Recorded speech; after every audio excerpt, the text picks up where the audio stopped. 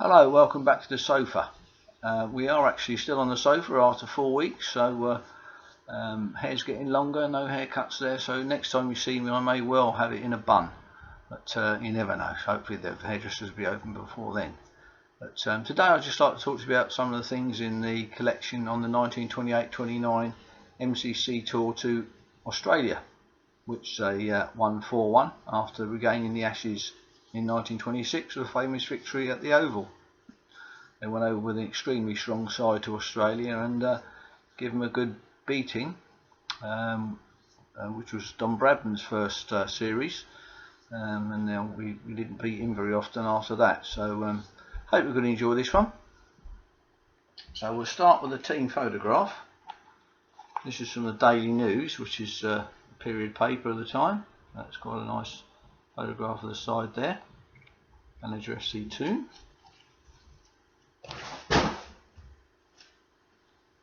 Then when they got to Australia, first day's practice at Perth. Photograph of 4 of the lads there. We've got there Larwood, Staples, Ames and Duckworth. So that's quite a nice photograph there of the team. Staples didn't last long, unfortunately went back injured, or lumbago or arthritis or something like that, so he didn't last very long, but nice photograph there of the team blazers. Going on that team blazer, there is 2 blazer pockets here.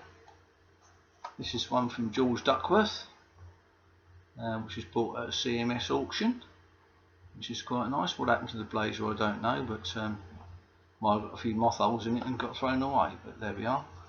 And on the George Duckworth front, from that same picture, this is George Duckworth's cap from the 1928 tour. Well, I say it's 1928, it might well be, there's no reason for it not to be, the bodyline cap from 1932.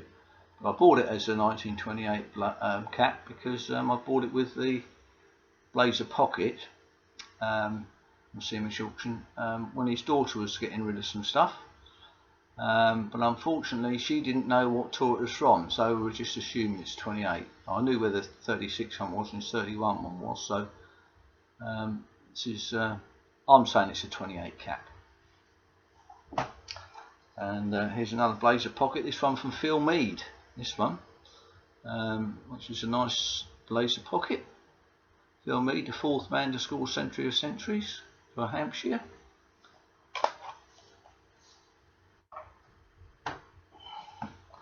And then the first match of the tour against Western Australia. This is a team photograph, fully signed. It's just missing Morris Tate and Titch Freeman on this one, but this is the first team that played at Western Australia. That's quite a nice signed photograph there.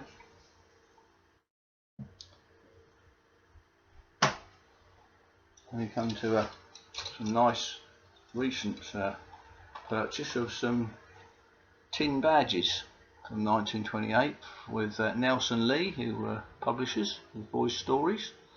And that's quite a nice set of badges there.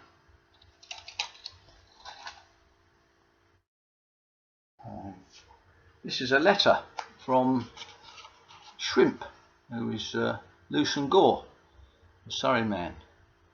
He's writing to APF Chapman, captain, just after the first test that they won, and he's telling or asking Percy Chapman if he can get some tickets for a chap called Robinson, who's going to go out there on the ship to Australia to watch the rest of the test series after the second test. So that's quite a nice little thing from Shrimp.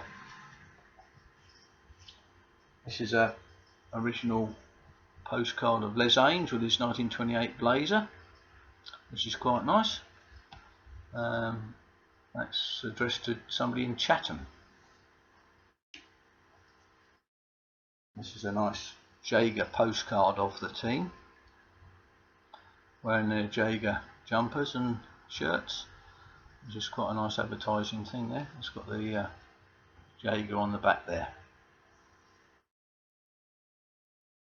And there's some photographs here also from a Phil Mead collection from the 3rd test match, which was obviously Bradman's second test after he got dropped at in the second. There's Ryder and APF Chapman tossing up at Melbourne. And one more in that series is this lovely panoramic of the scorecard or score box, which has got Bradman's first 50 on there. First Test match 50 of 79 at Melbourne.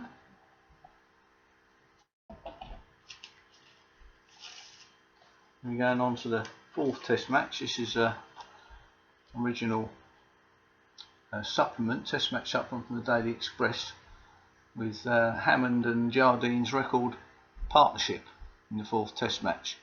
That's after Archie Jackson had got his 164.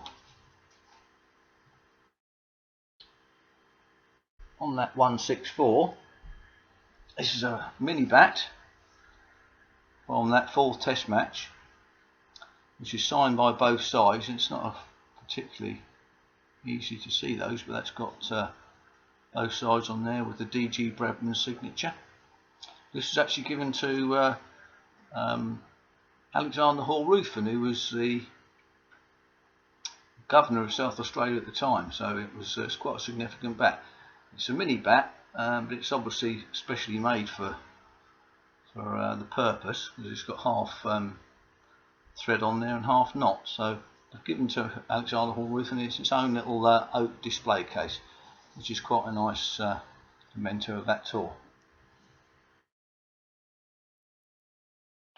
Also on that tour was George Geary. It's one of his bats, or the bat from the tour. Must have hit it quite well in the middle there, because there's a bit missing. We used it after as well, but that's quite a nice bat from George Geary. He signed it on the corner there, up the top. George Geary was coach at Charterhouse School and mentored Peter May in the 40s. And Peter May actually come down to my cricket club at Farncombe to be shown off in front of the Surrey 11, and a couple of weeks later he was on the staff, so that's quite a nice connection with Peter May and Farncombe Cricket Club.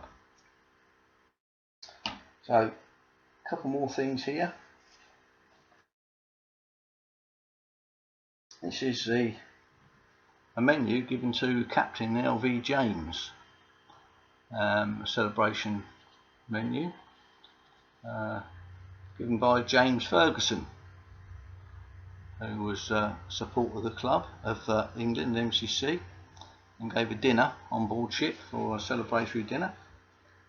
A great victory, and there's the dinner there, the team, and also there's a song that was written for all the players there.